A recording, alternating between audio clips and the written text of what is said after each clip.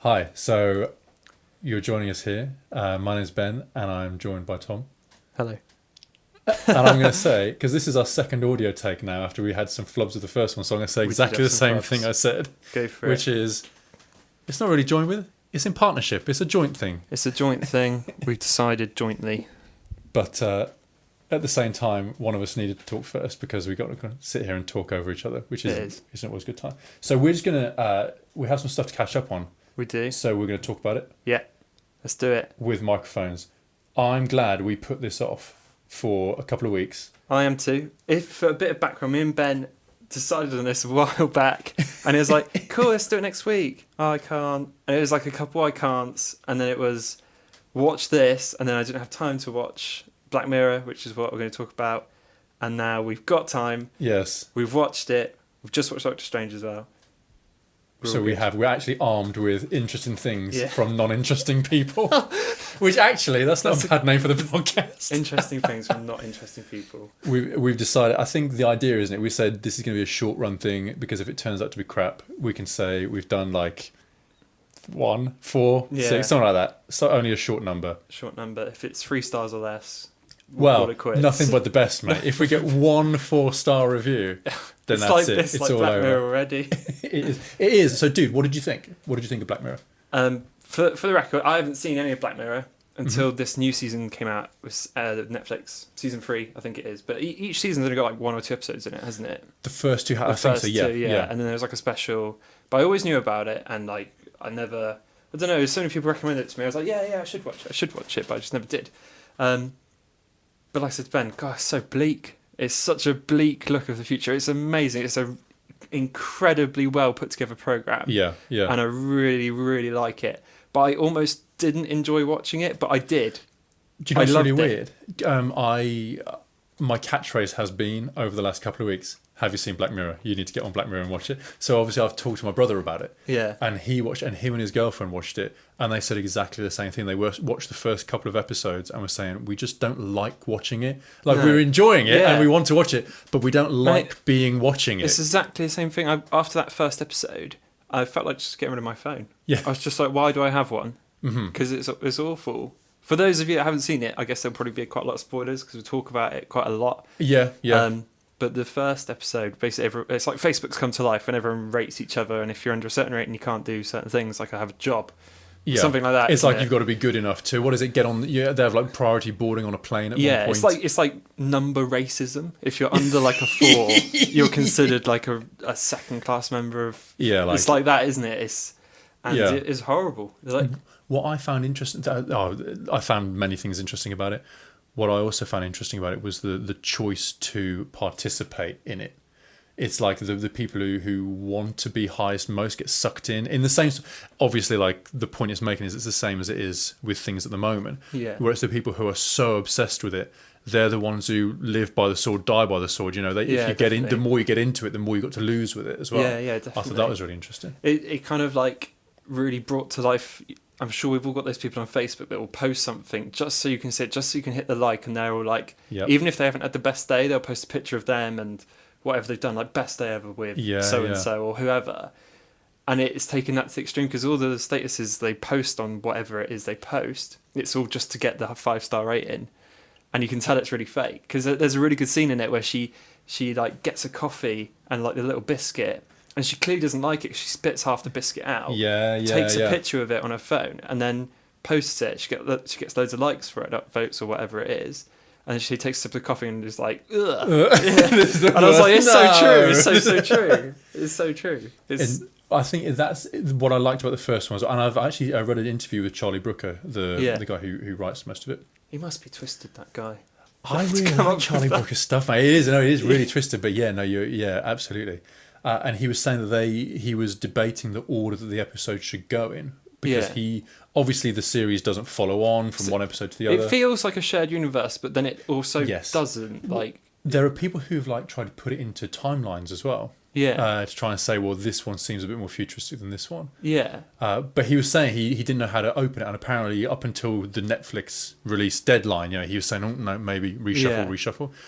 But he ended up putting that first one first because it kind of gives people a good idea Yeah. Because it's very accessible. I mean, and to be fair, the comparison with everyday life today is more apparent. Really, it's extreme. You can feel like, oh, I get this. I see. Yeah. The one thing I noticed in that episode was the first episode. Weirdly, the first episode is probably one that stuck with me the most, probably because it's the first one I've seen. Yeah. But like all the pastel, everything's pastel, everything's super like nice to look at. It's like an Instagram filter over the whole thing.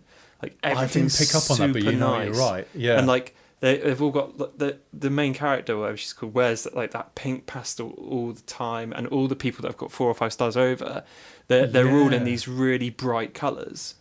And you notice that there's one guy at the start who's like he's on 3 or something, and he's trying to get back up, and he progressively wears nicer clothes to try and get his thing up. I didn't even pick up on that. Yeah, but now in retrospect, I remember. Yeah. Because at one point he's like wearing a tuxedo, he's trying to give people stuff. That bit, yeah, sure. And it's just like, oh man. But it's just for the sake. I know this is the point of it, but it's like just doing that kind of stuff for the sake of it. You know, it's all appearance. You know, it's all appearance. Well, you get people now who is like the classic one is like the Instagram girls who are now Yeah. rebelling against and kind of taking all the posts down or editing the captions in the posts. Yeah. From say 2 years ago, going. Yeah, I wore that for 2 minutes and then took it off. Yeah. I spent half an hour getting the photo. This is one selfie of 72 of the same pose or something. Yeah, like that. exactly. But then, I mean, there's still the opposite end of the spectrum because there's loads of like... Well, Instagram's used for like promotion as well, isn't it now? Mm-hmm. Yeah. So many girls like... They'll post like a photo of themselves and then the hashtags underneath will just take up most of the post anyway. I know, yeah. It's like... It does make you wonder who you're trying to impress, but if you are trying to promote... it's one of those things. But weirdly, that first episode stuck with me the most because it was just it felt so relatable. Yeah, sure. The second episode where the guy goes into the haunted VR thing, really good, but I can see why you said maybe give it a miss for 3 and 4. You know what? Worst episode of the series. In my opinion, yeah. I mean, it had like... It was a really horrifying end because his dad has Alzheimer's or something, and then his fear is getting that. Yeah. And then he gets it, and then he doesn't, and it's just... To be honest, for me, it felt more like just like a thriller or a Twilight Zone episode, you know, where it was just a bit creepy. It wasn't... Yeah. I'm not trying to be all pretentious and say I need there to be like a lesson or I need there to be a commentary on... Yeah. It doesn't have to be like that, but it is really good when it's got that. And that just, and it wasn't as if, it wasn't as if it was demonstrating the evils of enhanced reality or artificial reality or VR. Yeah. It's just, it went wrong and he died. It was like, it's like, okay. You are right. Like the horror of how it got to that point was, that's scary. Yeah, it's scary. But at the same time, it's not like I'm going to go, because dude, I've got a bit of a hard on for VR as it is. Really? I'm so excited for it, man. I'm so excited. Mate. Although... Good. The best headline that I saw was someone talking about virtual reality porn, saying they basically going, "I've tried it. Society is about to end." So that isn't the reason why I'm into it, but it's exciting times ahead. I'm sure we'll obviously talk about VR, but I honestly think, and we'll talk about it there, but I think it's 80% already going the way of the Wii. Like it's cool, but the gimmick is just at the moment the gimmick's so expensive to get into. Yeah. But then it is still a gimmick. I know it's early. I know it's super super early. Mm-hmm. But I can just see it going the way of the Xbox Connect, the Nintendo Wii. Just like it's cool, but we're never really going to use it. But I might be totally wrong. I've got a Gear VR, and it is really cool. It is. Don't get me wrong. I played Minecraft on it, and it's very immersive. I can imagine. You wouldn't want to play it like that forever. Okay. Can I share with you my really, really super, super interesting theory about VR?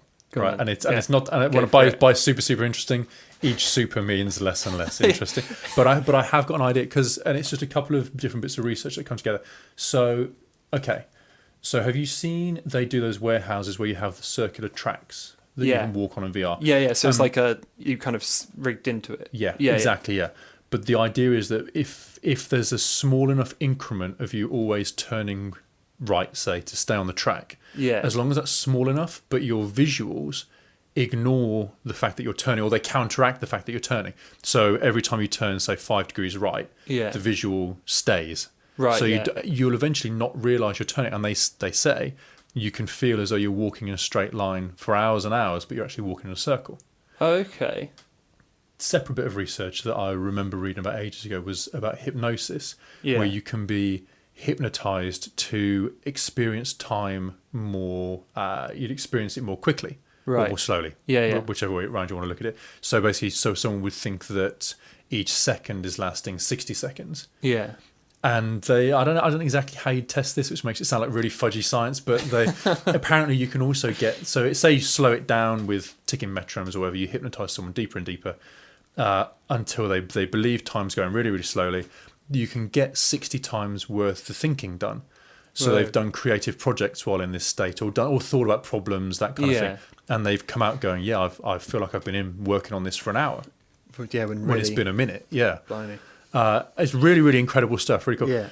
So obviously your brain is capable, and they say this about when you're in the zone, that kind of stuff. Your brain is capable of working faster than it does in time. Right. Yeah. So what if you're in VR, you put the helmet on, and you go to a lecture or whatever. Something's a start educational, but obviously Skyrim. You know, it's like 20 hours and hours and hours. Yeah. But gradually, as you're doing it, the virtual reality world just speeds up. Just not a lot. But not for you. Not for you. So you counter it. You kind of just experience it a bit more. You ever watched a movie on 1.5 speed to get through it a bit quicker? No. I found it was. I think. No, dude. Do they all speak quicker? But you can follow it, and it's not super quick. You can kind of like stand. I'm excited about that. I want to spend a minute in exactly like it is in episode 2. So what you're saying is like you spend 1 minute inside it with the VR headset on, but for you it's been an hour. Days, weeks, months, whatever. Think of what you're right. Think of what you could learn. Exactly, dude. That'd be really, really cool. You could have super kids. Like just put this on. School lasts 2 minutes. You chuck that on, and then you're off to university by like you're 7 or something. See, it's not all scary in Black Mirror. Some of the ideas are actually quite helpful. I thought the bleakest episode was probably the 3rd one, but like it was almost, for those of you that haven't seen the 3rd one, you should watch it because it was horrible. It was kind of start to finish horrible. That whole thing was awful. Yeah. And without ruining it, basically. A kid, 16, 17? Gotta be, 17, 18. He does something naughty on his computer, and someone films it and doing it, and then they hold him at ransom through texts and make him do all sorts of strange things. And it gets really ramped up to the total extreme. Yeah. Isn't it Robson Green as well? I don't know. Is it? I can never tell them apart. It's Brom, isn't it, from Game of Thrones? It gets teamed up. I don't watch Game of Thrones. Oh no, I don't watch it, but I know the character. I know who he plays. You only have to go onto Facebook to know what's going on Game of Thrones. Yeah, absolutely. But yeah, it's he was what's his name? It's either Robson or Jerome. I'm sure it's Robson. I'm sure it's Robson Green.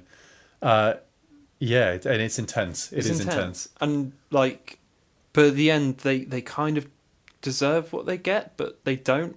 It's really tricky. It was horrid because it's obviously stuff that gets covered up a lot. I don't know. Should we spoil it? Should we just say spoilers? I think if we give fair warning that there's going to be spoilers, because you have to. Right, spoilers in 5, 4, 3, 2, 1. So basically, the younger kid has been looking at child pornography, hasn't he? Yeah.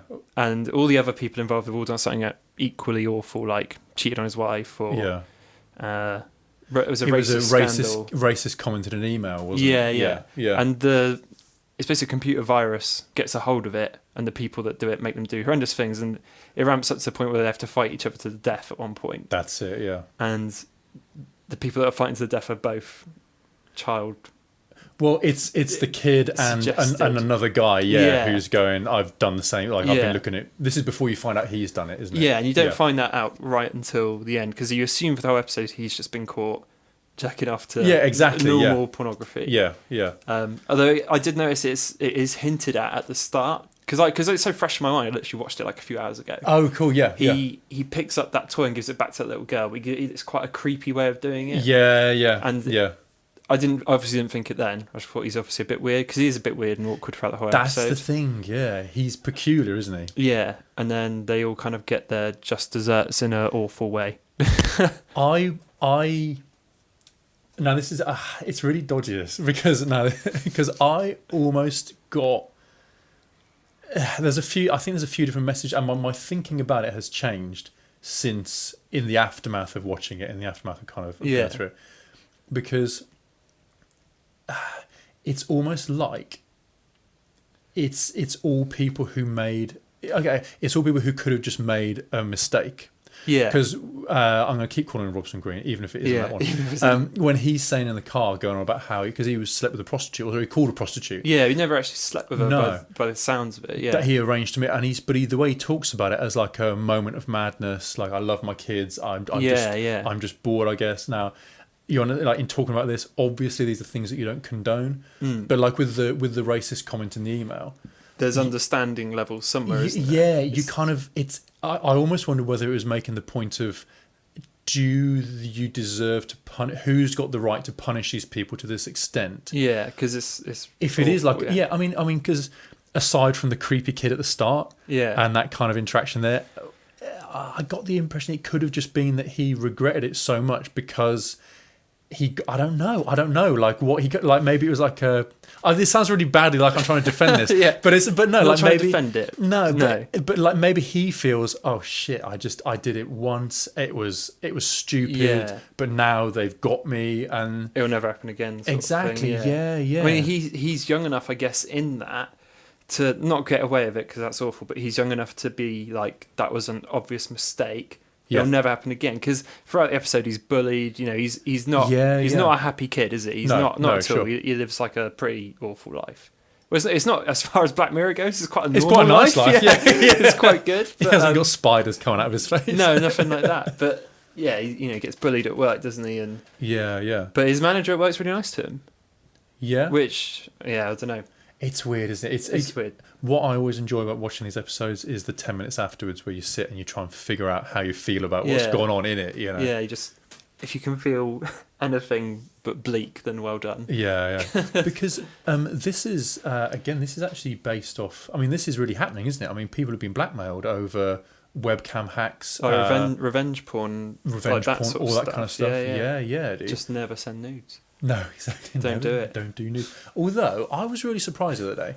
Because, not the other day. I sent a nude. I sent and it a was nude. great. I had 4 stars. I mean, come on. What's the guy going to do? No, it was really odd because I'm a fan of Ricky Gervais. Yeah. I think he's a funny guy. Like the stuff he's done. I'm also a big fan. Yeah. I was surprised at his opinion when all those nudes got leaked. Do you remember there was a big thing? Like the big iCloud hack. Exactly. Whatever it was. Yeah. Well, what did he say? What he said, here's a suggestion. If you don't want your nudes to get stolen, don't take them in the first place.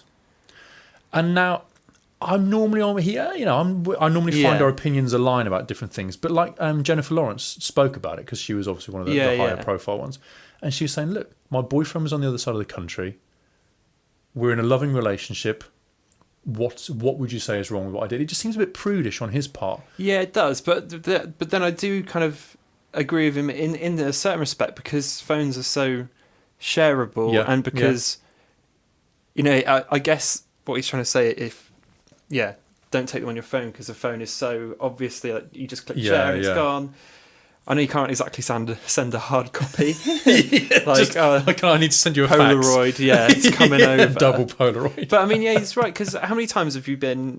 It hasn't happened to me often, but it may have happened to you when your friend's showing you a picture on their phone, and then suddenly saying, and then they scroll really fast, quick through it, like, oh, never scroll. You never scroll. You never, and I never do it because obviously, I'm why not a would monster. you? Yeah, I'm not a monster. And who keeps that on their bloody camera roll? Yeah, exactly. It's like, come on. Yeah, but I see where he's coming from. Yeah, with a device that's built for sharing. That's what a phone does. It shares. That's very true.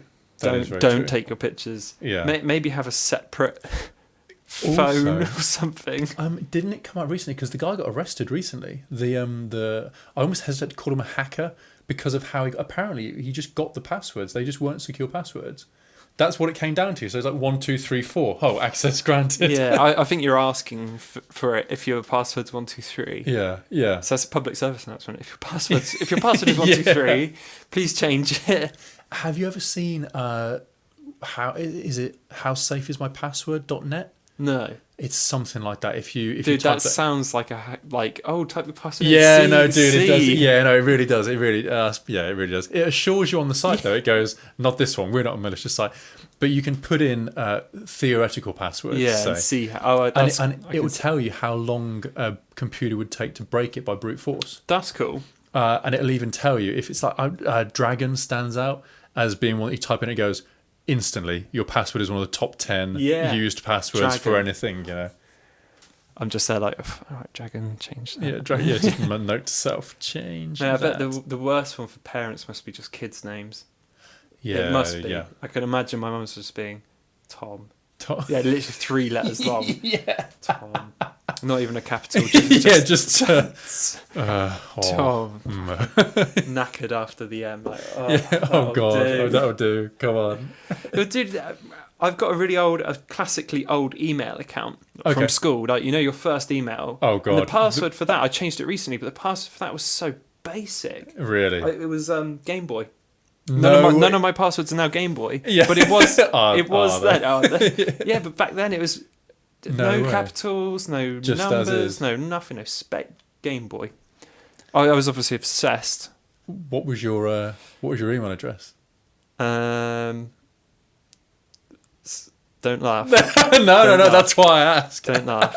It was Tom SP because it was Game Boy SP. And I was obsessed. Okay. Tom SP at hotmail.com. That's not so embarrassing, right? It's not too bad because SP you can get away with his last name's obviously. Yeah. Maybe middle name Simon. Maybe Simon Peters. Who knows? I was going to say Peters. Yeah. That's really. Is there someone called Simon? No, it's Peter and Simon. Yeah. Was that duo? Wasn't it? I don't know. The Swing Your Pants guys. But yeah. Don't hack my account because I still use it for PayPal. I will try not to. Well, dude, it's not half as embarrassing as I assure you. It was supposed to be funny at the time.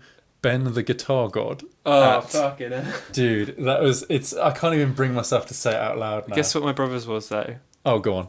Skater with an 8, obviously. Oh, well, obviously it was the early 2000s. Boy. BOI.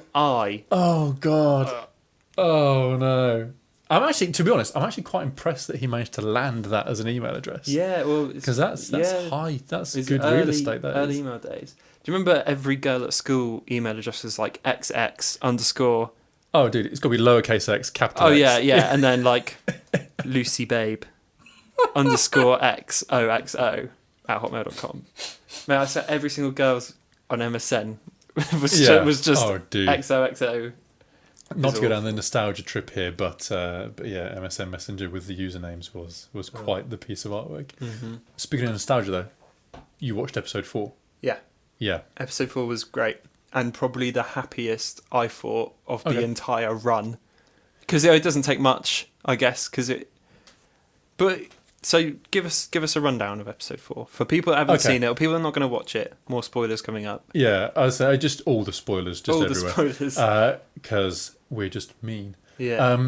So it's not really clear what's going on at the start. It's in this It's weird... not clear for like a good half hour, is it? Yeah. I mean, people say, "Oh, I figured it out." I don't think you would figure out. No, yeah. Right. If with you'd this never one. seen it before, you wouldn't know. Yeah. But go on. It's basically it's set in the 80s, very hyper 80s as well. It's very fashionable, with these people going to a club, and this one girl who's kind of prudish, very kind of withdrawn, ends up meeting up with this very outgoing girl as well. They start a bit of a relationship, but then it starts to get weird.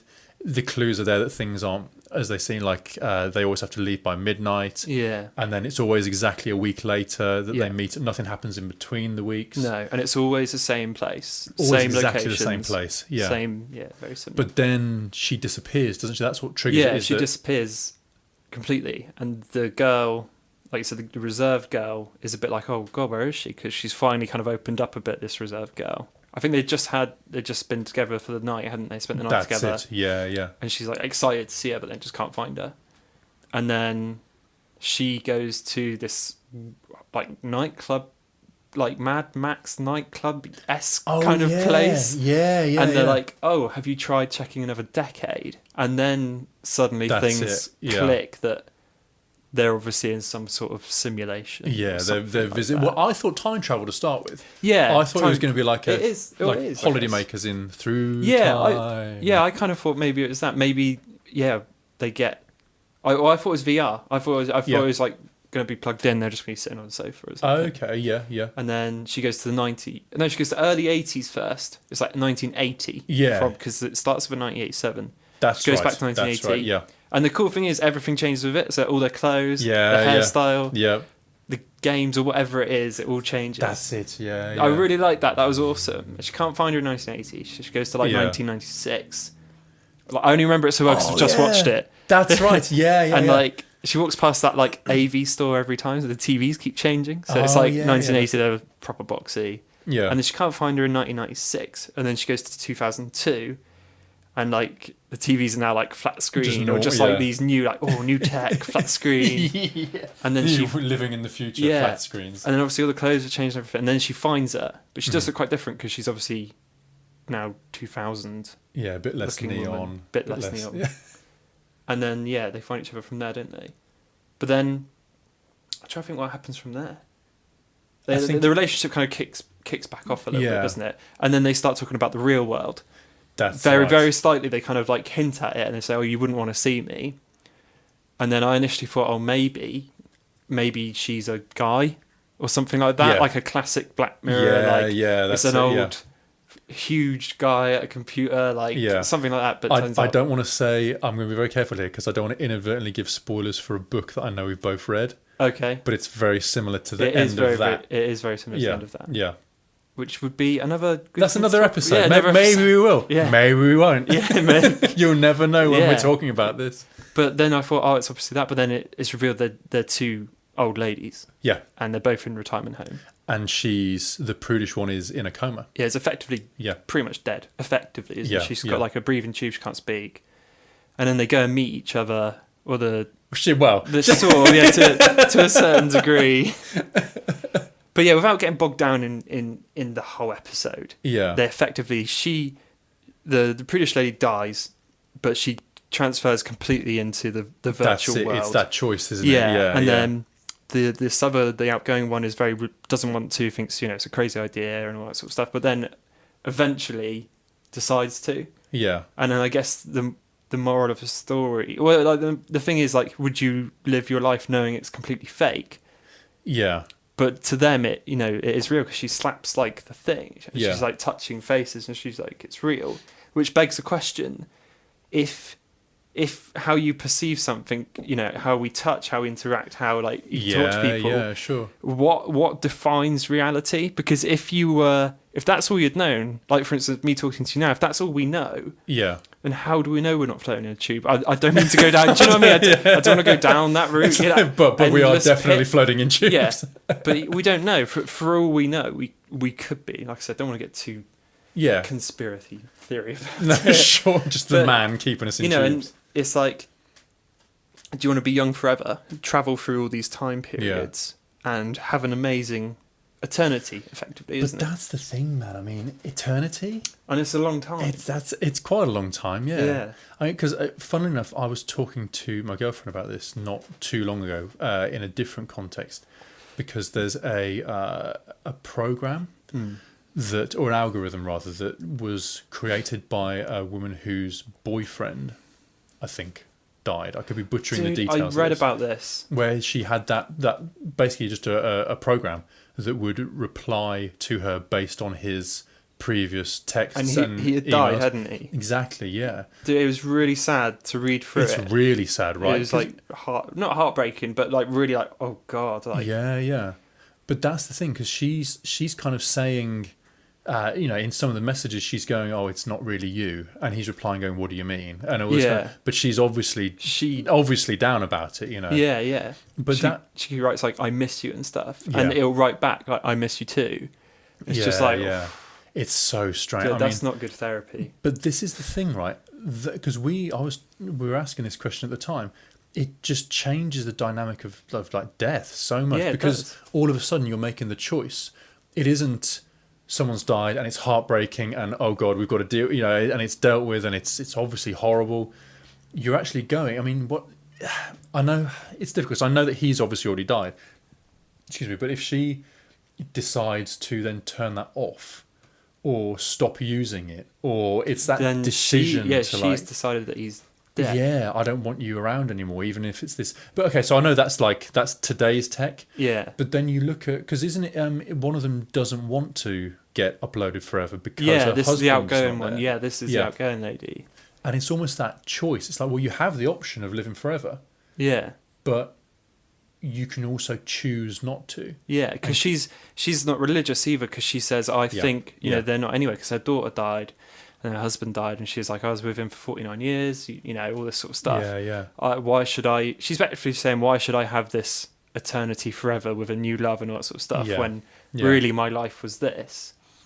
But yeah, and then she obviously decides to. But yeah, I thought that was weird. I didn't think she would. I didn't think she would. I don't want to question old Charlie Brooker here.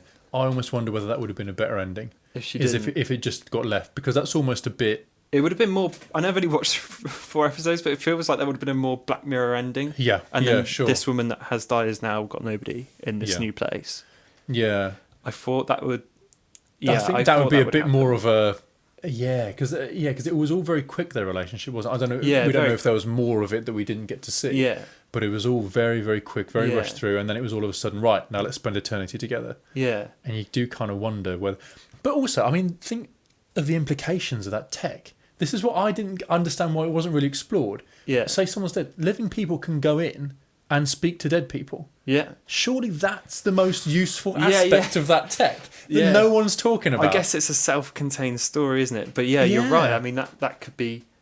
It's sort of genius. He's dying. He's on his deathbed. We're going to upload him. Yes, exactly. So he can still work. So he can still work. He can still... I mean, exactly, dude. You've got people whose main contribution to society is intellectual. Yeah. Just plug them in. Yeah, plug them in. Cancer research, plug them in. Or I guess they could say that the tech in the world of this wouldn't permit it, but why not copy people? Yeah. Why not create more? There's a... Without going off on a tangent, there's a really good series of comics called Miracle Man. From I don't know how well known it is. Well, I'm not trying to be a hipster here, but I don't think it's that well known. You wouldn't have heard of it. You wouldn't have heard of it. It's not that well known. But no, it's definitely, if you're into Miracle Man, is definitely worth checking out. It's written by Alan Moore. Oh, cool. And then the later ones had Neil Gaiman contributed towards them as well, which I'm into. So yeah, and towards again with spoilers that I don't care about. Towards the end of the story, they have this technology that exists on Earth where they can build robot bodies, and there's wishy-washy superhero science to it where they can upload deceased people's personalities into these bodies. And the first thing Andy Warhol does is say, right, I want 9 of them. And it's a bit of a gag, whatever. Yeah. But why not? Why would you not want to have 10 or have one of you plugged in that people can go and talk to for serious things and be like, right, you're here. What do you think of this? I need some help from this. Yeah. And then one where they get to party and be in the 80s nightclub. Yeah. Well, it's difficult because it's like, I was going to ask you, would you, if you're old, all this sort of stuff, would you be uploaded? Would you go for it? Would you be banned throughout the 80s, 90s? I guess for us it'd be different. Or maybe you can pick the range of years. Yeah, sure. But would you go for it? You die on your deathbed. You've had a good life. Let's assume, I know it's horrible to assume, let's assume everyone else is dead. Okay, so everyone else is gone. Everyone else is gone, so okay. You're literally banned alone. Everyone. Let's assume for this story. Yeah. There's no relatives, no kids, no nothing. I don't know. I might. It's tricky, isn't it? It's really tricky because I was thinking, like, would I go for it? And when they were slapping, they were touching each other's faces and saying it is real, it's real, and that just brought me back to, like, if it's as real as it is here, then why? And the reserve girl says, why wouldn't you have it? Yeah, and I do agree. I think like 80% of me says, like, yeah, why on earth wouldn't you? Then 20% says, like, it's not real, and all that sort of stuff. Yeah, the only thing holding me back would be the stress of no ending. Yeah, like if you're. I don't know. They do say you can switch it off. Sure. But then you're back to the thing of, right, now I need to do it. Yeah. Now I need to be the one who goes, I've had enough, click off. Yeah. So I don't know, man. It's tough, isn't it? It is tough. Maybe that's the best kind of television. Yeah. That makes you question this kind of thing. Maybe it is. But yeah, Black Mirror. I've still got two left to watch, and all the previous series. Oh, dude. No, you'll love them. The other series are, if not more depressing, at least as depressing. A friend at work said it was because they've watched it all, and they said the first couple of series are equally just as bleak and depressing. Yeah, but it's good. It's hard to, if you had to sum up Black Mirror, like what would you say Black Mirror is?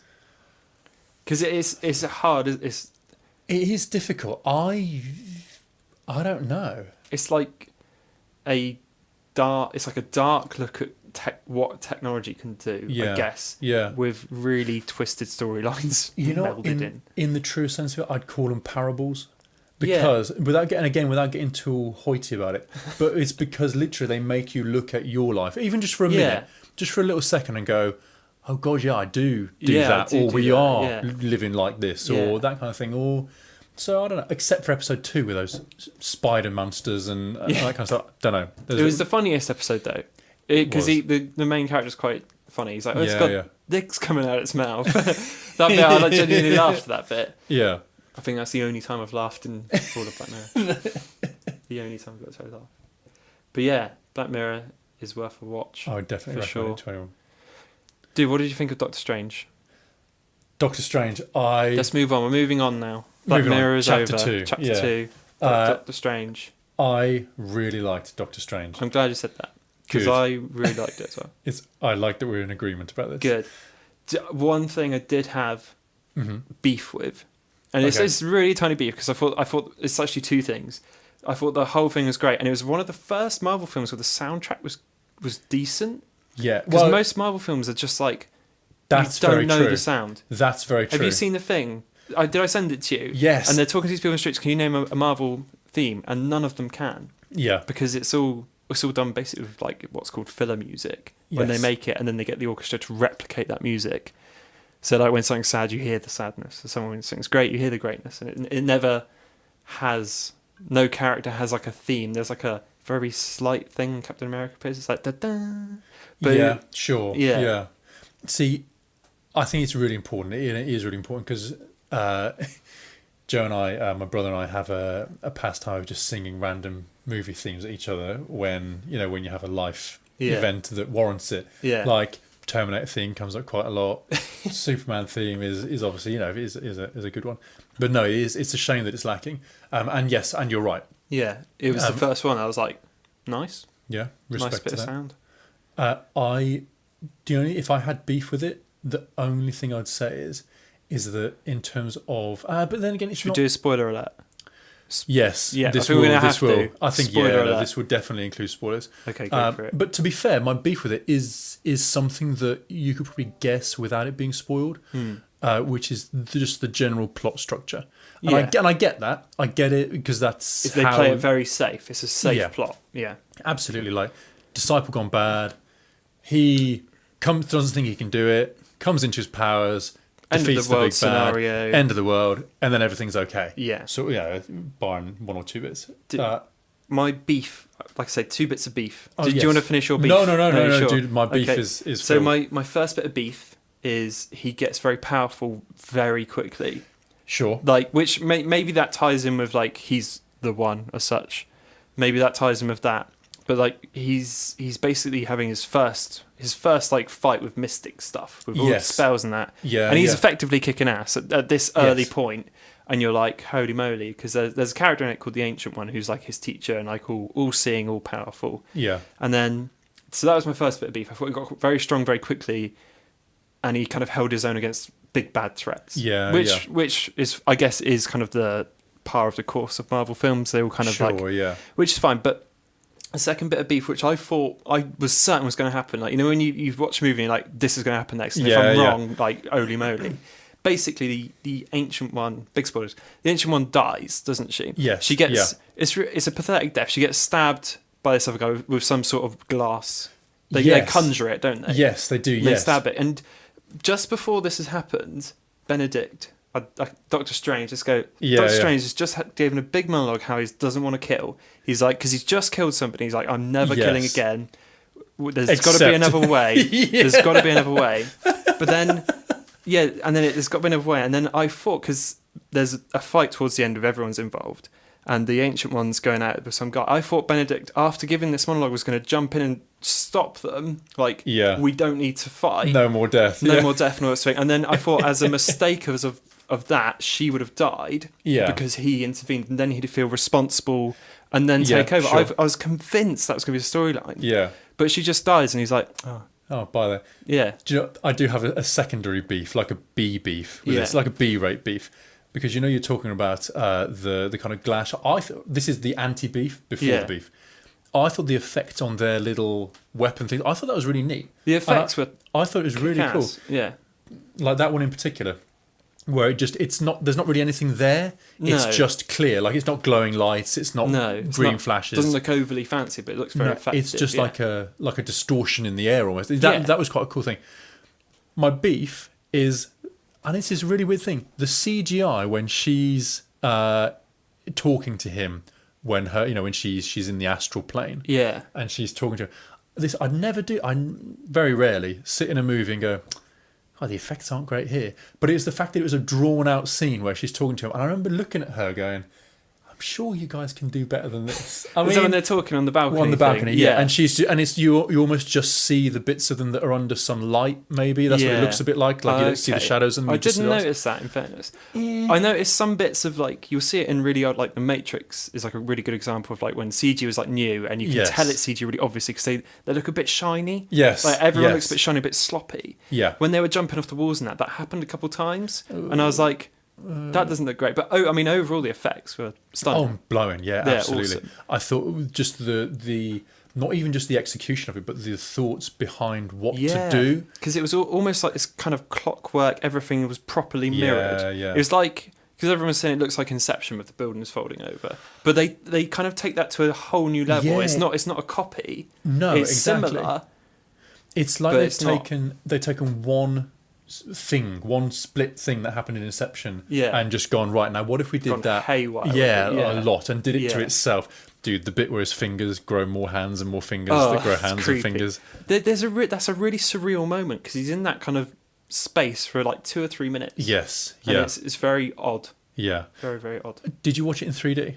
No, thank God. No, you see, no, no, neither do we. And I'm kind of grateful, because I would have been hurling up everywhere.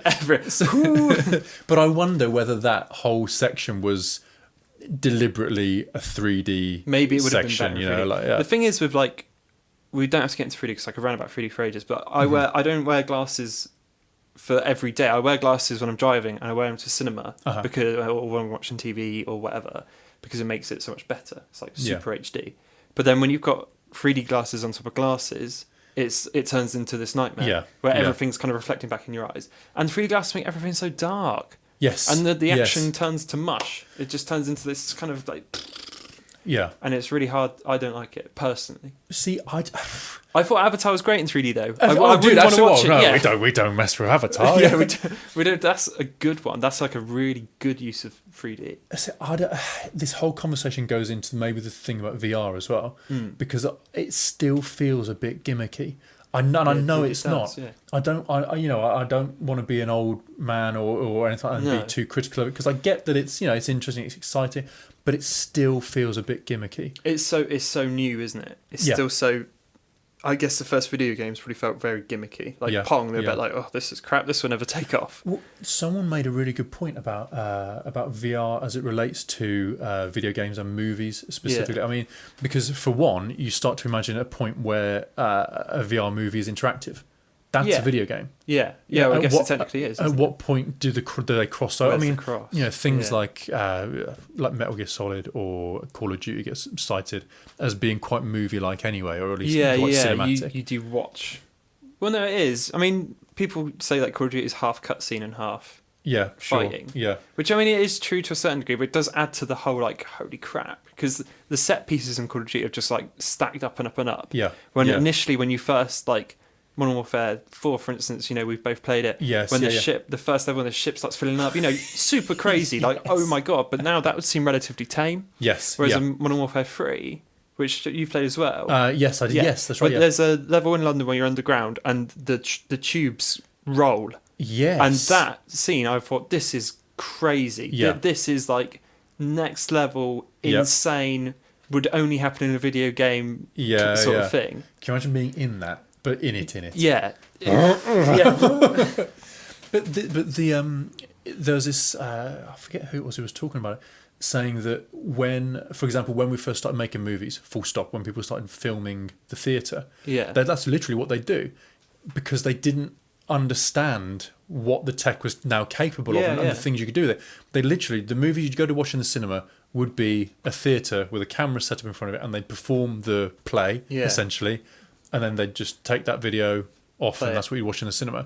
But then someone went, hang on, we can put the camera anywhere, we can chop the shots together, we can take cameras outside, we can do whatever, and then you suddenly the box is open and you go, wow, this is it. Yeah, but maybe the same thing will happen to VR. I hope so, mate. I really hope so. I love the idea of being able to chuck on the headset and be totally transported somewhere else in like a totally different body. You know, it could be an alien, or do you know what I mean? It could do anything, like a MMO, like if you play World of Warcraft or Guild Wars. Sure. Imagine just going into that world. And if you said what's true about the time dilation thing, it's like, I've got half an hour, I'll chuck on the headset, that's like 4 hours of in-world time. Yeah. It would be incredible.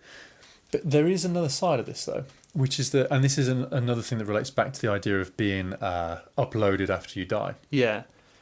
There are things, again, I sound like a really old man. There are things about new tech that we are only just anticipating. We're not anticipating now. We're only just realizing now. Yeah. Where they don't quite work with human beings. Yeah. Apparently, the research shows that if you write something down with a pen and paper, you'll remember it more readily than if you've typed it, for example. Or if you've read it in a book, you remember it more readily than if you read it on a screen. I think there's a lot of credit to that. So it almost makes you wonder, and maybe that is a Black Mirror episode. You know, maybe it's where you don't realise what you're doing to yourself by being in these virtual worlds or anything like that. Mate, it's true, because like how often I do it, I'm guilty of it. Before I go to bed, my phone, like the phone is the last thing I check before I go to bed, and when I wake up, generally it's the first thing I check. Yeah.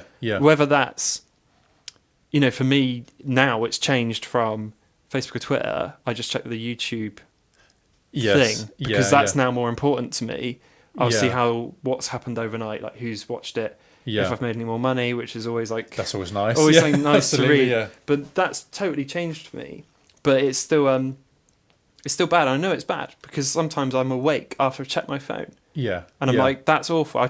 I struggle to get to sleep after I've been on my, stupidly, you know, gone to bed at like 11:30. Yeah. And been on my phone to like 12:05. Yeah. Because I'm an addict to Reddit and that sort of stuff, you know, like I can't help myself scrolling through funny pictures.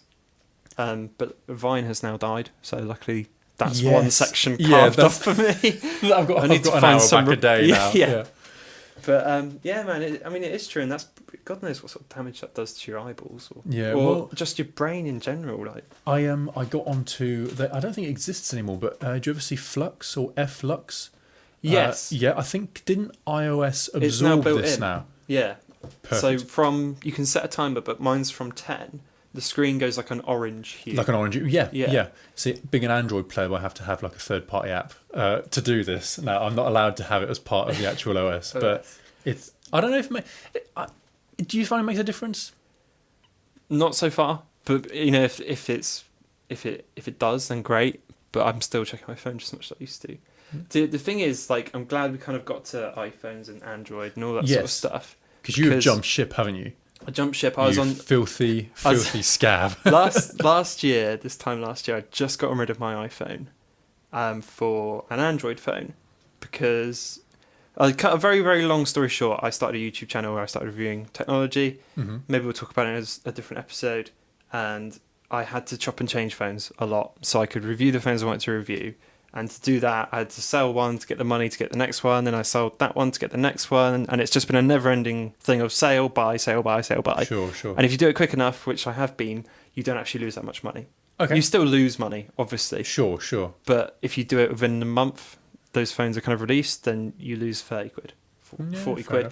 It still sucks, but, you know, it's something you've got to do. Well, pay for your art, mate. That's what it is. Exactly. And, so I've just come back to iPhone, which got the iPhone 7 Plus, obviously. Obviously, 128 gig, obviously. Of course. Despite having used like 10 gig. Now I've moved to Spotify. I literally, like, the space doesn't really matter anymore. Yeah. But, And like, I was thinking about this for a while. I was thinking of how to make a good analogy for like, for a lot of people, and most of my friends, they use iPhone. And they've never used Android before, and they wouldn't really go near it. Okay. Which is fair enough, and I can totally see why, Apple's ecosystem lock is a lot stronger than Android. Yes. So if you that's very true. So if you've got a Mac and you've got, not that it really matters, but if you've got a Mac or if you've got an iPad and you've got the iPhone, you know how it all works. It's super easy to use, and the cameras, generally speaking, are fantastic on an iPhone. But effectively, like, if you're in Apple's universe, the best way I can figure out it is like this beautiful walled garden. Yeah. You're allowed anywhere in the garden, and the garden is safe, like safe as anything. Like, no one's going to hack your iPhone, is the whole FBI thing. No one's going to... And everything in the garden works perfectly. Pretty much, give or take, everything is amazing.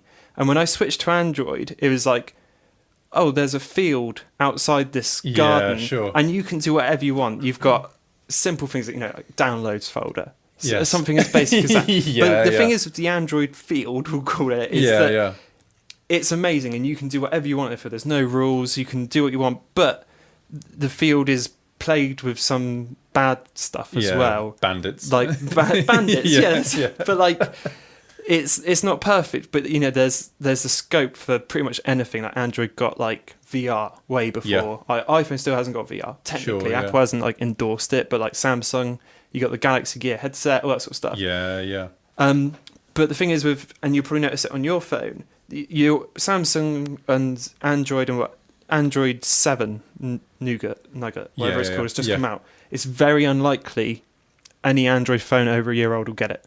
Yeah. And those are, really important security updates and things like that. And that's why Apple's walled garden makes so much sense, because even the iPhone 5, which is like 5 years old, 6 years old, is still getting those updates. The same updates that my iPhone 7 has got, the iPhone 5 has got. Yeah. And that is important in terms of security and all that sort of stuff. Yeah. So, that's kind of the best way I can think about it. Apple, big walled garden, everything's great. The Android field is amazing. Off in the wild, do what you want, but be careful. Yeah. I guess. But even that's a bit of a crazy one, because Android, generally speaking, is very secure. It's very unlikely something would happen. Well, that's it. I mean, because obviously you've also got the third-party developers. On that you can just freely download. Exactly. If you know what you're doing, just developer settings. Exactly. APK, Done. It might not be what I call a mom setting, where your parents will be safe. You have to dig just enough to know that you want to do it, to download stuff like that. But no, man, I've got to say I've always been really happy with Android. Yeah. For that reason, because it's a bit more loosey goosey. It's difficult because there's some really exciting stuff, obviously, in the world of apps, in terms of tech, whatever the Apple and iOS users have access to. Yeah. There's some really cool stuff that Android has access to as well. And I'm particularly excited now. I know we talked about this a bit before, but I'm really excited now the Pixels come out. Yeah. Purely because it's almost like Google are doing a little bit of that walling. Like they put a loose fence around. They've built their nice iPhone bit. effectively, haven't they? Yes, they've built their own iPhone, and it's iPhone priced. Yes. Definitely. Yeah. But the camera on it is stunning. Like everyone's saying, it's way up, because like Android phones, unless you get a Samsung, generally speaking, the cameras on Androids they have this really kind of slip. Like Samsung cameras are generally very good. The HTC cameras were crap for a long time. They've only just gotten quite good. They've come a long way. But it's getting better and better. But generally speaking, if you buy a mid-range Android phone from like 300 quid or downwards, the camera difference between that and like an iPhone or a Galaxy is generally quite a big leap. Yeah, sure. And you'll notice it in apps like, some of my friends have got Snapchat, obviously. Everyone's got Snapchat. But if you can tell sometimes when someone's on an Android phone, because I had an Android phone, Snapchat just doesn't work that well on Android. When they're doing a selfie shot of the video, it's all bitty and horrid. Not on every phone, but you can tell when someone's got a slightly older Android phone. And I've noticed since I switched to iPhone, Snapchat works so much better. Yeah. It's quicker, the camera's better. It was obviously designed on iPhone. I kind of brought across. Yeah. But I'm not, and this is the first time when I've switched to a phone I haven't sold my own. I've still got my S7 Edge. Okay. Because I was certain I was going to go back to it, and I'm still in two minds. Interesting. I really am, because I think the S7 Edge, the Edge screen is like stunning, and it's 2K, and it's like mind-blowingly good. Is it? Do you know what? Because I haven't used an Edge version of either of Samsung's phones. it strikes me as being something that's less useful and more just nice. You're exactly right. There's no real use to it. Like, Sure. apart from how good it looks, because it does look great. Like there's no useful feature. Yeah, like if every phone had it, then we'd all just accept it as normal and be like, oh, great, yeah, because phones look great now. Because, it just, I don't know, it's very attractive bit of tech. It's great. I really like it. And the camera, for me, I still prefer the camera on the S7 Edge over the iPhone. Yeah. Over the iPhone 7 Plus. But only just. I mean, you have to put them next to each other to really notice. But it is weird, actually, because it was something that you said in one of your videos, actually, I think, where you were talking about reaching a plateau of design. Yeah. Which is true. Yeah. Which is absolutely true. It's almost like I was talking to one of the guys I work with the other day about car design. I mean, sure, you get different types of car, but when you look at the, like, when cars were invented, right back in the back, you had all manner of weird and wonderful ones, because they found out about, I guess, aerodynamics. Roofs, you're right. That kind of thing. And now we're all kind of around the same sort of thing. It's all kind of that, smooth nose that dips. You're right. It's like you're saying in the phone and shit. It has plateaued. That, like, the designs we have now, apart from Samsung with the Edge screen. Yeah. That's obviously the best we've got. That is as good as it gets at the moment, is to have generally quite a big slab of metal. Yes, yeah. That's kind of all it is. Yeah. And a fingerprint reader, generally speaking, is the way they go. Yeah. And nearly every phone's got a protruding camera now. Yeah, yeah. In terms of, like, slimness. How do you feel about not home speakers, smart speakers? Have you any experience? Or? No, none at all. But I think it works better. Weirdly, works better in America. Okay. I kind of feel at the moment like they don't. There's no market for it really in the UK. Fine. Okay. I think it's because in America a lot of them are like tied up to Amazon grocery stores and stuff. Yes. So like the Amazon Echo, you can just, like, if you open the cupboard and there's no Marmite, you can be like, Amazon Alexa, I think she's called. We need more Marmite, and it would just never order me Marmite a day. yeah. And it would just be ordered. Whereas that functionality is not really quite here in the UK. But I don't know. It might well be. Haven't Google released one now? Yeah, Google Home. That's the one. Because that's apparently going to be linked up. It's the same assistant. It uses the same assistant tech. Which it sounds. I don't know. It could be really. If it works, then it could be really, really futuristic when you start thinking about it. I watched a review on it today. Like, generally speaking, my YouTube is just reviews. That's all I watch. I'm just like engaged. But they're saying it is like. It's very, very good. It's like incredible. But they said the weird thing about it is, like, Apple's got Siri. Yeah. Amazon's got Alexia. Yeah. And Google isn't. They just go with Google. It's like, okay, Google. That's how you ask your Google anything. And they said saying that around the house feels strange because you have to prefix everything with okay, Google. Yeah. And it's kind of like that reinforcement of the you need Google to live. But is that just smart on their part? Maybe. Don't get me wrong. It is weird. It is quite creepy. Yeah. If you could just rename it, I don't know. Maybe you will be able to. You say give it a name. Yeah, perhaps. Yeah. Okay, HomeBot. Yeah. Just But I mean, it's weird because, like, Google, the only company that haven't done it. It's just like okay, Google. Microsoft's got Cortana now. Yes. Yeah. Cortana is very underrated.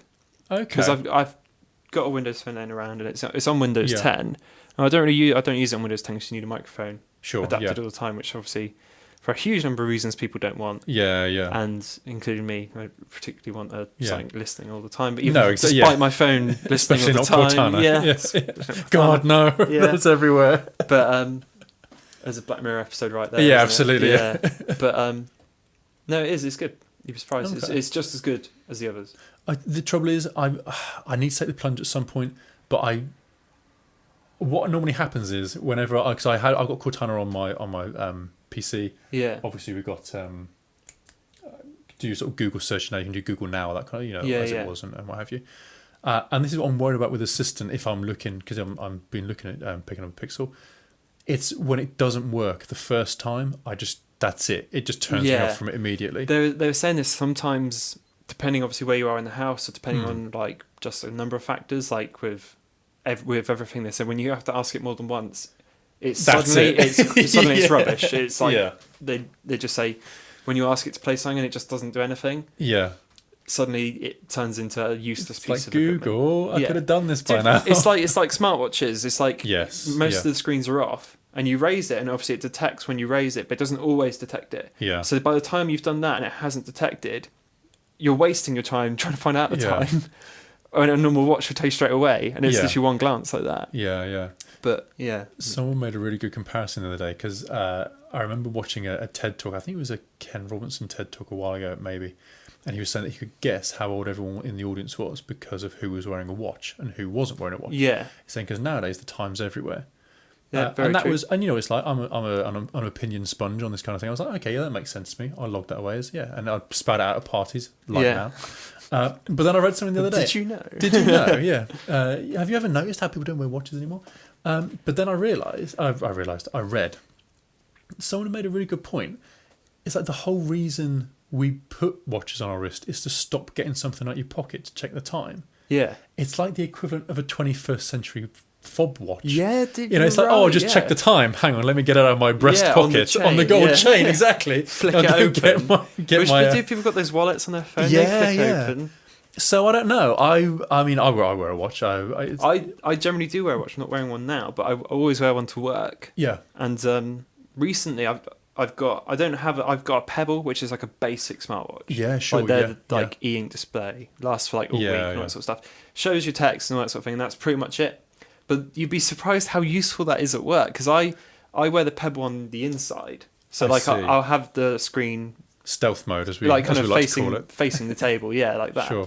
So if my phone like vibrates in my pocket and I'm at work, I can check my watch without it being he's always getting his phone out. Yeah. And I can quickly see what it is, and if it's like important, which I'm not saying you should check your phone at work, but like if it's important, you can be like, oh shit, I better check need that. the bathroom really quickly. But if it's just something simple like what an Instagram like or so, something stupid like that, you can just like ignore it.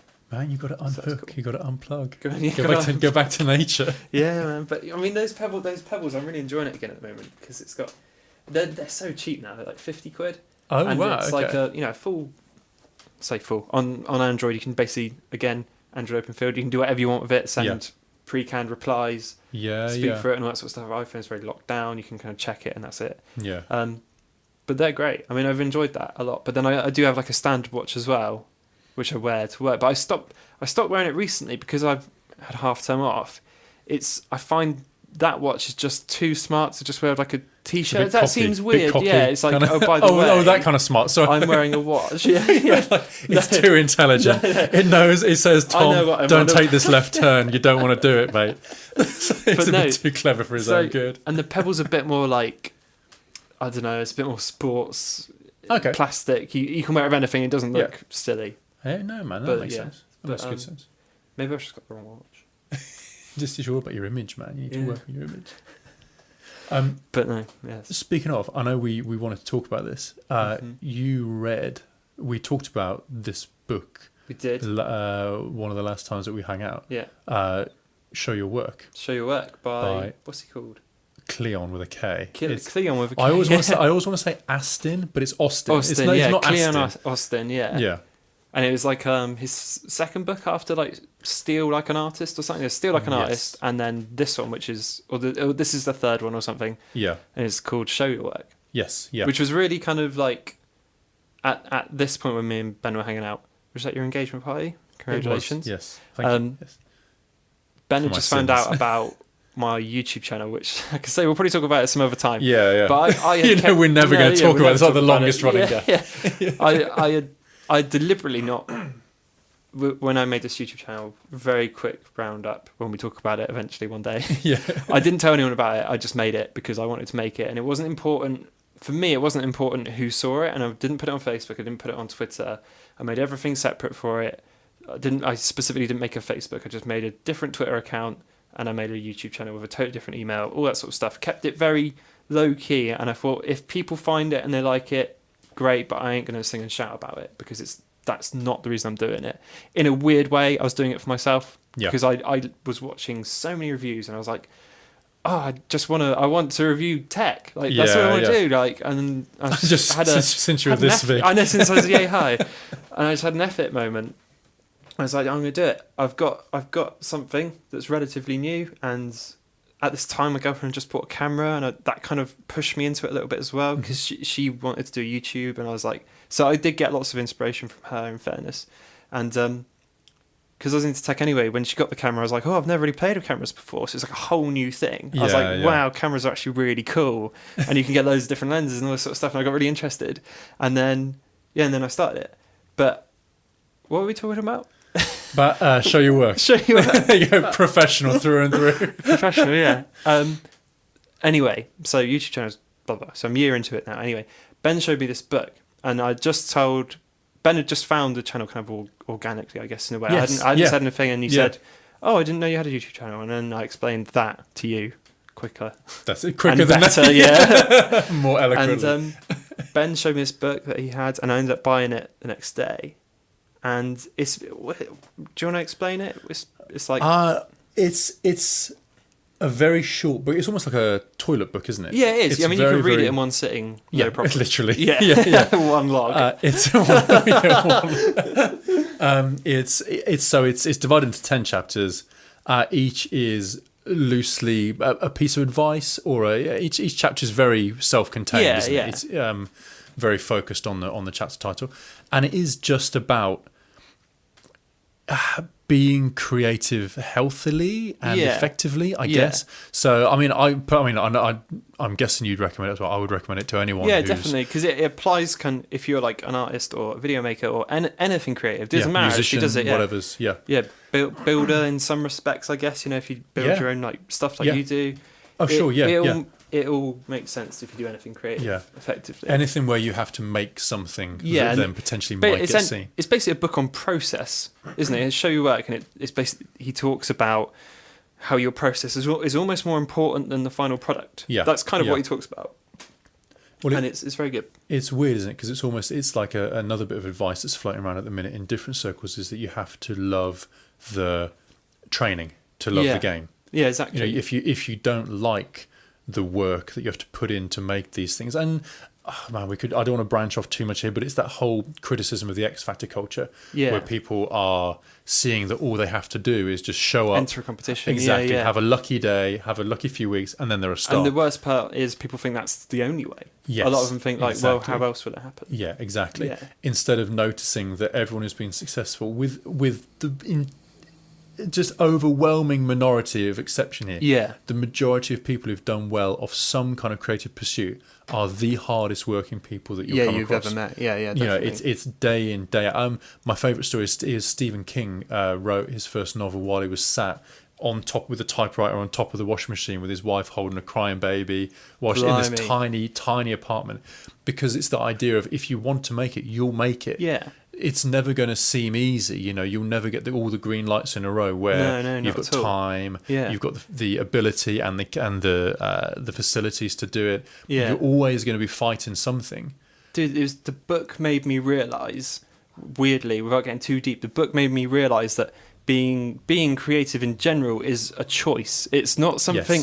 A lot of people think that, like, oh, he's so creative. Not me. I mean anybody, like, they see a singer or they see someone who does amazing paintings or something like that. They're like, or someone who can sing or whatever. They're like, oh, they're so creative. They've kind of got it easy. They've just got that. But I realised, like, and it links back to YouTube thing.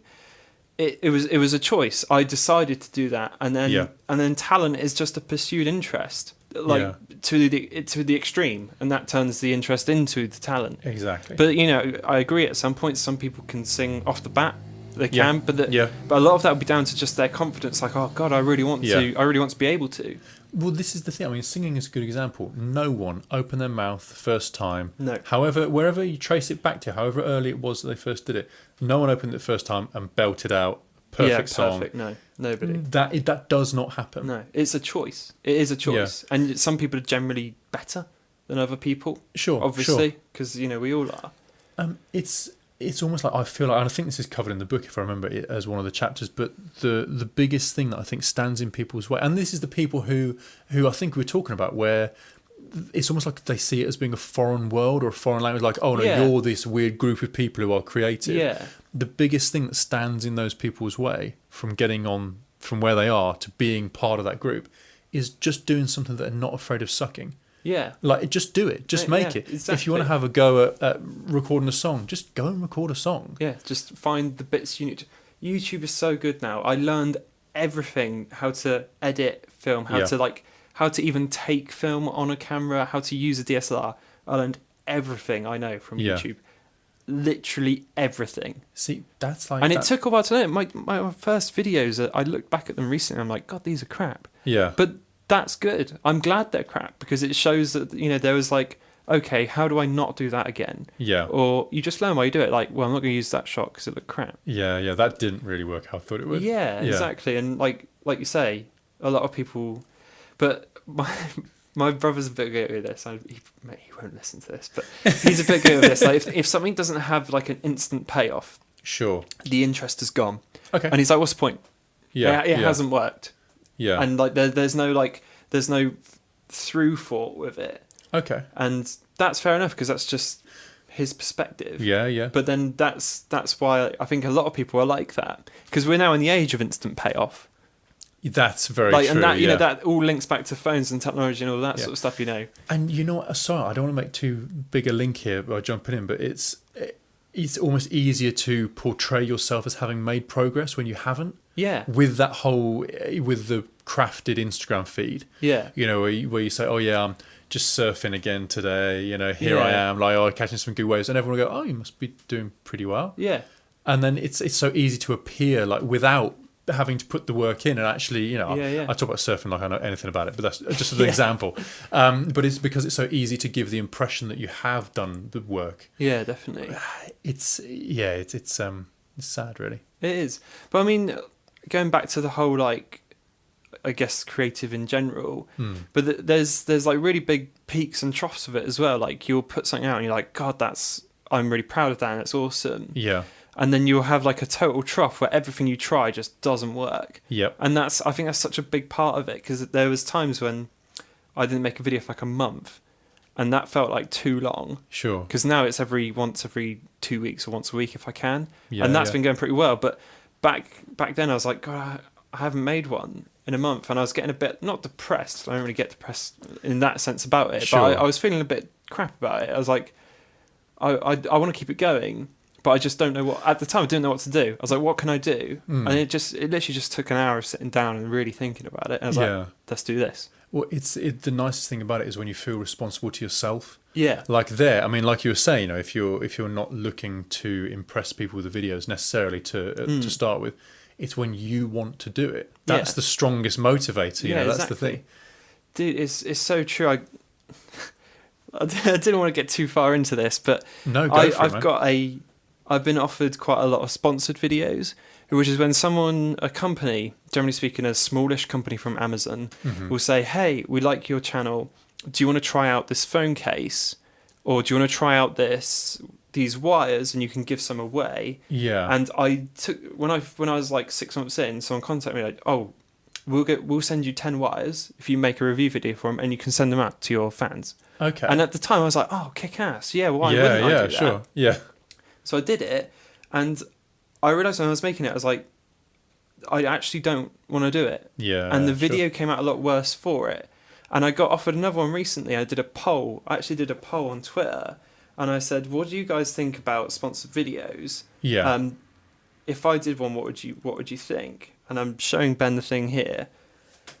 That's quite a big result, saying, yeah, go for it, because we don't really mind. Yeah. And then I was like, I was in two minds. Basically, it's just an iPhone case. And if you notice, I don't use cases on phones, which is something we'll get back into.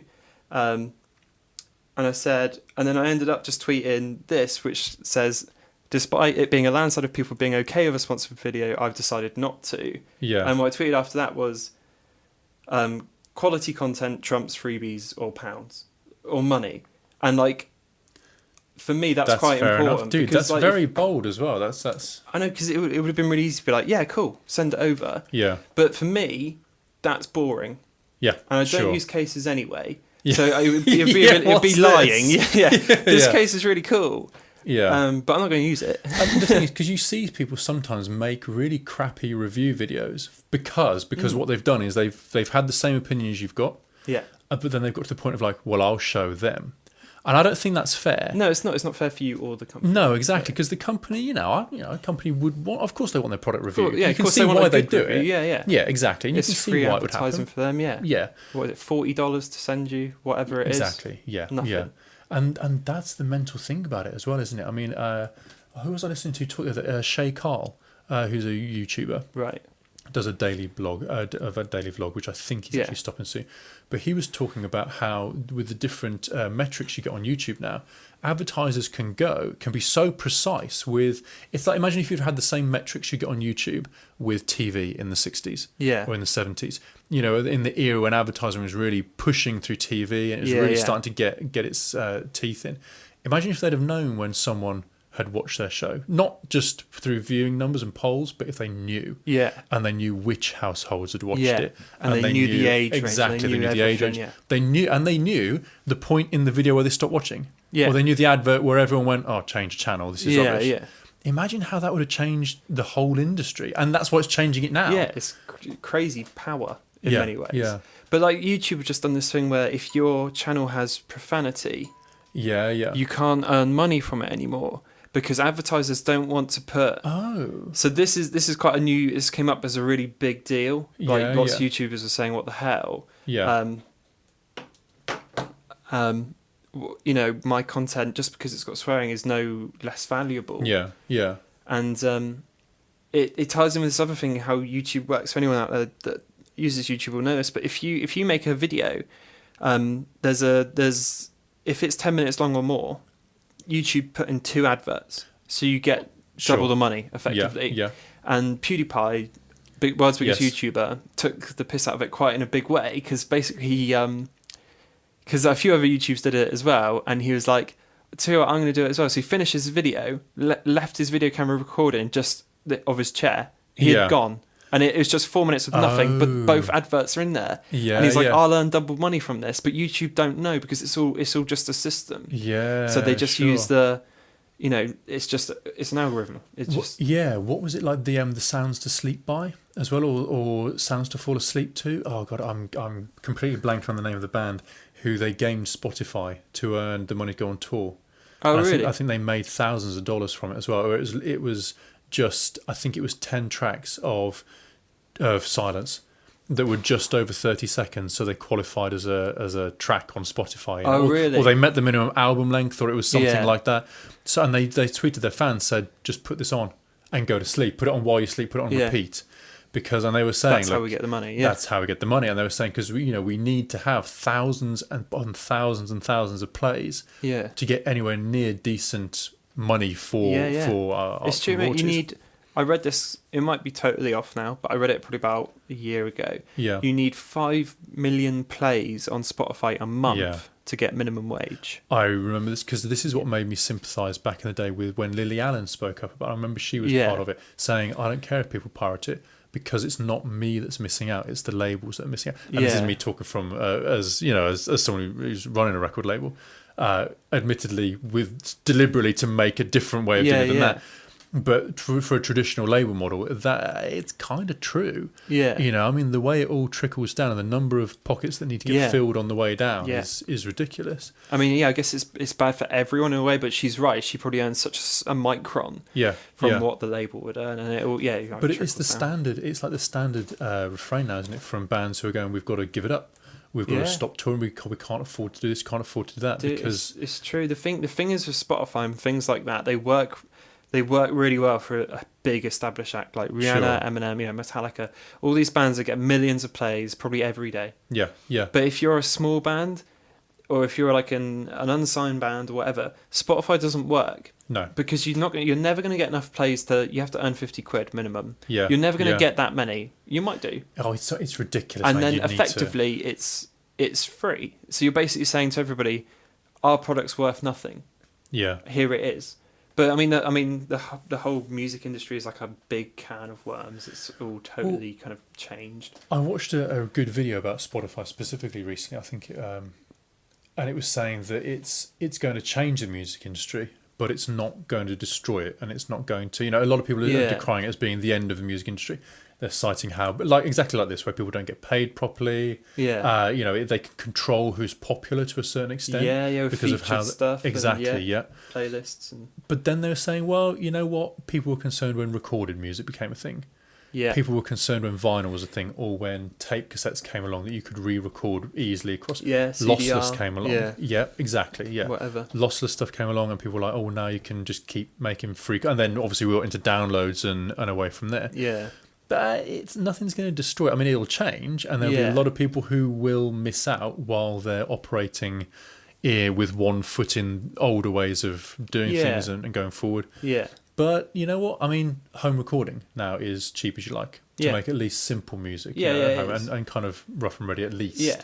So, and the thing is with home recording is that's when a song will really stand out. That's when you know because home recording at the end of the day, unless you're really, really talented or you've invested enough time or whatever, it's gonna sound like you've recorded it at home. Generally speaking, there's not much you can do about recording a drum kit in your house because it's going to sound like a drum kit in your house unless you sampled it up to maximum and it sounds unless you're very, very good. But then if the song's good enough, you'll listen to it anyway. And most people don't know a bad recording when they hear it. No, dude, you are. So they'll be like, "Oh, it's fine. What's wrong with it?" Because the way I can tell is like if it's discernibly quieter than any other song, you're like, you turn it up. But most people just be like, "Yeah, just turn it up." Yeah.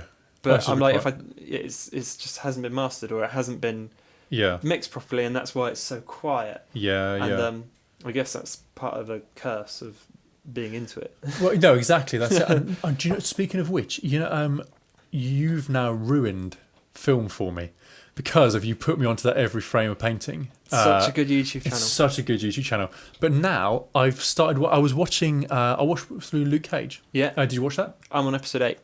I'm waiting for the 9th one. Yeah. Okay, it's pretty good. I've enjoyed it so far. It's not as good as Daredevil. No, fair enough. Watching that was the first thing where I realised I was doing it. Where I'm starting to apply some of the comments that this one random guy is making about film and going, mate, he's incredible. Actually, this isn't well set up as a shot, or this is a bit choppy camera work, or mate, you'll start notice it's again another amazing thing since I started filming, and I watch films now and I'm like in my mind critiquing them. Or sometimes I think that's a lovely shot and I'm like so excited to watch. We watched No Country for Old Men recently. Oh, cool! I've never seen it before, but it was so beautifully filmed. I was like, God, there was an artist behind the camera, sort of thing.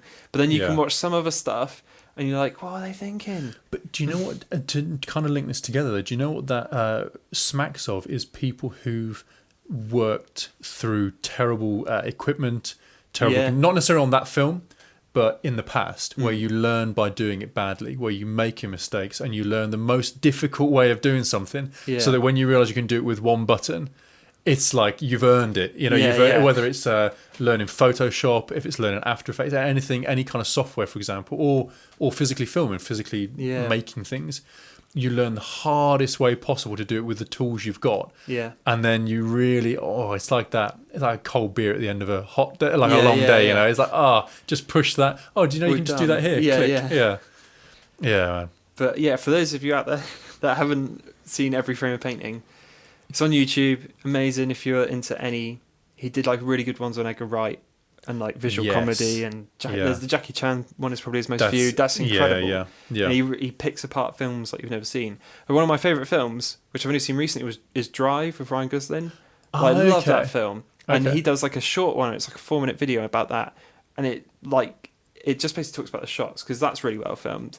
And he talks about this gradient system. So like everything in that film is filmed to like this gradient. And you wouldn't notice unless you watch that video and you're like, oh my God. Yeah. The whole film is set up in this gradient. Okay. And it's really interesting. Have you seen the film? No, dude, never seen it. No. It's a really good film.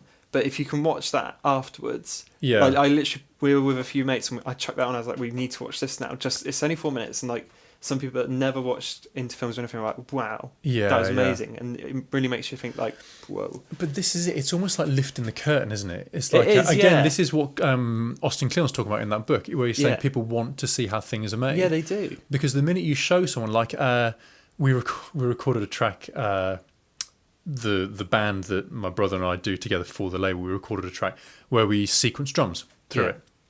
And it was placeholder drums in the same way as you do have placeholder orchestral music, It was a placeholder drum sample, same loop over and over again. And we just put it through to give the track a bit of a feel, so you can write the rest of the song around it. And we just ended up leaving it. And we didn't actually, in a funny kind of way, we knew what we were doing. We knew we'd left it in, and we kind of listened to it. And we listened to it back, and we thought, that sounds great, that sounds good. We never got around to kind of going in and just tweaking the drums and making it sound individual. And we sat back after we kind of finished it and went, that's the same drum loop through 90% of that song. Yeah, but it's only when you point it out, and you point it out to other people, and they go, "Oh yeah, that's we never would have picked up on it." Mate, people do like seeing process. Yes, they do, and that's why the book is really worth reading, because that's what effectively it's all about. But he does a very good chapter, bringing it back slightly. He does a very good chapter on, or the one chapter that stuck with me was basically don't be human spam. Sure. And this relates back to Facebook and everything like that, and is one of the main reasons I didn't say anything about my channel, was because there's a line between showing your work and promoting it to turning into spam. Yes. A lot of people don't get it. Yeah. They're like, oh, share it all the time, share, and then you look at your Facebook wall and you realise all it is just stuff. Exactly. It's just rubbish you've shared that no one wants to see. I know this because I'm in a band and all I do is hit share on everything. Yeah. Well, no, we've been there. Yeah, absolutely. I think we've both been there. Yeah. But it makes you think like, God, I'm just a big advert. Yeah, that's all my profile is. But it is difficult, though, isn't it? Because I mean, it is, because you want people to see it. Exactly. There is that bit of you that still goes, "Oh, God, quite. I like my mates to see what I'm up to." Yeah. But it's such a fine line between the two to do anything like that. I mean, another example of this is we went to. There was a rumour the Aurora Borealis was in Devon, and we went out hunting for it the other night. And I was like, it makes it sound like a pop star. I know, he was eating down in the club, We went out hunting for it. We couldn't find it, but the stars were out anyway. And I took about 100 pictures on my camera of the stars. I've seen about a few tens of those. Yeah. And probably about 30 of them were good. And I trimmed them all down to 2. I just deleted all the rest because I'm like, I'm never going to look at all these 30 and be like, wow. Yeah, well, so deleted down to 2, and I put 1 on Facebook. Yeah. And I said, this is the thing, and it linked back to my Instagram. So that's kind of how I see an organic thing. If you click on the Instagram link, and then you're like, oh, he takes nice photos, and if for some reason you click the about, in my actual Instagram it says I do the YouTube channel. Yes. Yeah. And then if you were interested enough, you click that, and you're like, oh, there's the other part, and that's what I see as an organic follow. Yeah. Not absolutely. Again, it was why I never post anything channel-wise on Facebook. Yeah. Well, this is the thing. I mean, it's really, because I feel differently about it on different days. Yeah. Like some days I'm thinking, well, no, you want your mates. If you can't, it's that whole thing. If you can't persuade your mates to be interested in what you're doing. No, you're right. But you have to get to that point where it's like, well, I've shown it to you now. I'm going to get, but it's when that response becomes more important for people than the actual making. Yeah, that's the line. Yeah, that's one of many lines, but that's an important one. That's a really obvious line. You're right, because when a few people did find it, they're like, oh, why haven't you said anything about it? So I would have loved to have seen this 6 months ago. Yeah, why didn't you say anything about it? And then I'm like, maybe I should have chucked it on Facebook. Yeah, but sure. I'm still. But I mean, but what's the worst that's happened? They've gone back to the YouTube channel and gone, oh, just watch them now. Yeah, exactly. So it's so what do you want? That's it. But yeah, that's probably one of the best chapters in there for me. When I was reading it, I was like, because he's pointing out loads of things that what people do on Instagram. Yeah, sure. He talks about hashtags, and he's like, go easy on the hashtags. Yeah. He's like, no one wants to see your picture if it's got like 30 hashtags underneath. Yeah. It's like go 3 or 4. Yeah. And if it's good enough, you'll still get the same amount of likes. Yeah. Not that it should be about likes, but Well, no, exactly. No. But people will appreciate it as much. Yeah. Yeah, it is. But yeah, it's good. It's definitely worth picking up. Yeah. There is one last thing that I wanted to talk to you about. Mars. Which is Mars. Right. Time to go to the future. Time to go to the future. There's been a lot of talk about Mars recently. A lot of talk about it. It sounds like a journal report. Yeah. Did you know? Yeah. Yeah. No, there has. You're right. Mars is the new... Oh, it's the new America, moon. Isn't it? Yeah. Yeah. How are you feeling about the whole Mars situation at the minute? Actually, I talked to my friend Jared about this quite a lot because he likes Tesla and all that. He's quite into Elon Musk and all that sort of stuff. Yeah. And he said, and I totally agree with him, he said the timeline for it is super aggressive. Yes. It's like, what, 40 years? And you think, something like that. And they're like, that's when they want the first colony on Mars. Well, it's something crazy. Dude, there is, I'm going to shamelessly say that I've got most of the information that I know, or my starter pack of information about it was a really good article on a website called Wait But Why, which I think you might like, actually, if you haven't checked it out. It's definitely worth having a look at. And it's basically they want to have 1 million people on Mars by, I think it is about 40, 50 years. They want to launch for Mars with people in about 8 years. Oh, God. Which is mental, you know. I mean, that's very definitely within our lifetime. Yeah, I mean, we will see it in our lifetime. But I mean, I think it's important. I think it's really important to go there. Yeah, and like to colonize is super, super important. Yeah. Like proper species advancing move. I mean, we are a species that 200 years ago couldn't get off the ground. Yeah, mate, you know, and crazy. then we learned to fly, and then we learned to go to another planet. Yeah, within 100 years. I mean, that's just unfathomable. Mate, it is. It's crazy. Like when people, it was 1960 or something. We went to the moon. Yeah, like, that was 50 years ago. 60 years ago. It's just like it's crazy to think that. And I mean, maybe it is time to go to Mars because that was so long ago. Yeah, we haven't really done a lot in a while. No. You know, got to branch out. Got to branch out. But yeah, it is crazy because you're like 100 years ago there was no. Well, 200 years, no kind of sense of electricity now. Yeah, like we've got it now, or like anything. There's a really good book called Sapiens by Yuval somebody. It's called Sapiens. If you're interested in finding, it's a bit of a read, but it is super interesting. It talks about just the entire history of the species from the earliest beginnings right up to the modern day.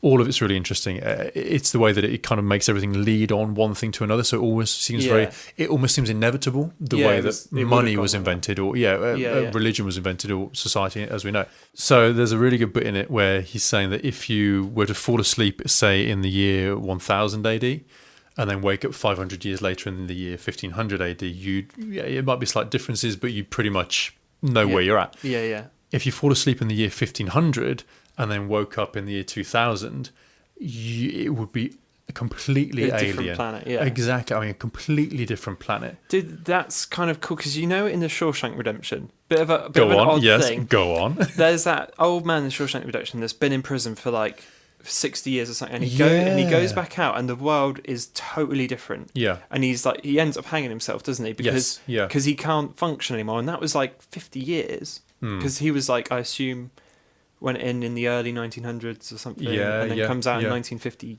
whenever it is, and he's like a monologue, and he's like, oh, there's cars everywhere now, and they all look so crazy, and like he goes into a shop and he can barely, he doesn't know what's going on. So there is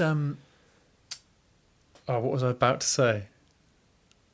There is a counter theory to that. No, that was almost ruined the entire podcast. Like burn. No, I remembered.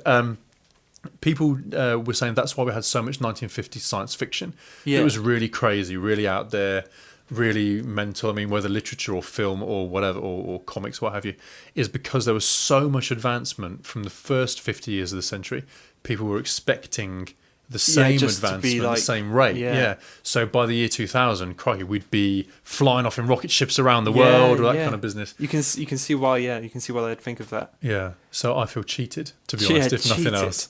I mean, I think it's just advanced in different ways, hasn't it? Because like all the technology they imagine is still like very Fallout. Like the cars have got like big valves in them, and the screens are still like big boxes, and there's just screen on them, and like do you know what I mean? Yeah, that's it. It's still a big cathode ray, but it's just bigger. It's just huge. I read about the guy that invented, or somehow got rid of the whole valve thing. Invented, was it a transistor or something? Yes. Yeah. And how that invention's just been like, oh, dude, absolutely, incredible. I really get, this is going to sound really strange, I really get off on reading stuff about really tiny subjects that are really well written. Like there's a book about salt, which it's called Salt. It's amazing. For something as uninteresting, terminally uninteresting as salt, super interesting book. Like you say, the change in transistors absolutely changed the world. Yeah, incredible. I remember hearing about the guys who invented the digital camera. Yeah. for the moon missions. Yeah. And they're like, well, we want you to make a camera that doesn't use film. Yeah, And they they'd be like, oh, okay. Yeah, all right then, sure. Yeah. I'll get my wizard hat. I'll put Yeah. it from there. but no, you're right. It's crazy. It's crazy. But in terms of translating that on to going to Mars, man, I am you hyped super for excited. Mars? I am hyped. I'm unashamedly super excited about it. What excites you mainly about it, do you think? I like the idea Yeah, go on. that it's there already. I know that sounds really stupid, but it's like if we could, you can picture it, but it is out there. Yeah. It's not just down the road, or No. it's not on the other side of the country. You could be there now, touching the rocks. It's a real sort of that is unimaginable distance away. Yeah. And we're going, we'll just go there. That's fine. One day we'll be there. Dude, this is funny. It's like the way, how he said that, but like you're saying if someone fell asleep in so let's say someone fell asleep in 1900 and woke up in 2000. And they were ill. And imagine if they were taken to the doctors and like, oh, we've got a machine and just see inside you. Yeah. Yes. It just looks through you. And they'd be like, what? What on earth do you mean? Show them their bones. Like, that's not me. I don't have, do you know what I mean? Like, yeah, dude, absolutely. And that's early invention. If you showed them like a CT scan, they'd be like, holy crap. Yeah, dude. I mean, there's stuff now you can do. You can do CT scans of your eyes effectively, all that kind of stuff. Where you can just see inside at the click of a button. Yeah, I mean that's it's just insane. So crazy, I'm down with it, man. If down with Mars, absolutely down with it. If 8 years, I think it's about 8 years ish. It'll be like a lifetime event, won't it? It'll be like where were you when they touched down on Mars? Yeah. Dude, the thing that's really cool about the whole SpaceX thing is the technology of the refueling rockets. Really, really, it sounds basic. Like that sounds really simple, but imagine how much money that saves. Yeah. Obviously they have to build the rocket, but when NASA fire off a rocket, it's all junk as far as they're concerned. Once it's left, it goes. That's it. It's effectively used.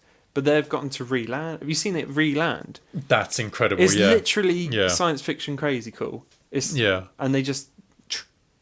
And that's it. Yeah, it's just like holy crap. That's ready to be used again. Yeah. That's crazy cool. What I didn't realise was. Because I don't know why I didn't think this, to be honest, because I hadn't read anything that said the opposite. But I didn't realise how closely SpaceX and NASA were working together on the mission. I didn't realise. No, exactly, because it's not really... Obviously, SpaceX, Elon's like, this is what we're doing. We want this. Yeah, it's private, isn't it? Yeah, but when you look at it, they're like, no, because they've sent rockets up to the ISS. Yeah. Which I didn't realise that. It's like commission, isn't it? Yeah. Gives them test flights, I suppose. It gives them more data, I suppose. But they're saying that... that NASA are going to help are working more on the side of keeping people alive on the way there. Which the stat I heard was that for the time you're in space, it's just like taking up smoking for the trip. So it's not. Oh really? It's not crazy good, but it's not bad. Yeah. You could quit smoking. Yeah, exactly. But NASA are working on that bit of how we're going to sustain it, and SpaceX have gone. Well, we'll get you there. Yeah. So together, they said there's no rivalry there at all. That's really good. Yeah. Let's do this. Let's actually get there. I guess because they're both American as well. If it was like that must help. If it was like Russians, it'd be like no way, dude. No thanks. No, I like the Russians. They're cool. I was going to say, have you watched another YouTube channel called Kurzgesagt for a long time, but now it was called it's kind of like a how it's made sort of thing, but they explain really big concepts in pictures and really nicely designed things. Okay. And have you heard of is it Fermi paradox? Have you heard of this? I have. Yeah. That's the one about aliens and the three great filters or something? Yes. Yeah, that's it. But that's really interesting because they're saying we could be at any point in those great filters. Yeah. We could either be so far advanced that we're so. It's like comparing. It's like trying to explain. It's like why aren't the ants contacting us from another planet? Yeah, it's like trying to explain a freeway to an ant. They just couldn't comprehend it. Yeah. That's where we are, or that's or we're where the ants are, and the aliens, whoever, are now so far advanced they couldn't even communicate with us. That's crazy to think. I think. That is really, really insane. I think, especially with the world, although the world is getting more peaceful, I suppose. Yeah. Especially with all the conflict that's going on, obviously all the different the eternal struggles around the world. What we really need is a good alien invasion. For bring us all together. The humans to get together. Style. Exactly. No, exactly. Yes, exactly. Like a common enemy. Yes, exactly. The fact that it has to be an enemy. It says a lot about humanity, doesn't it? Yeah. It does do. Yeah.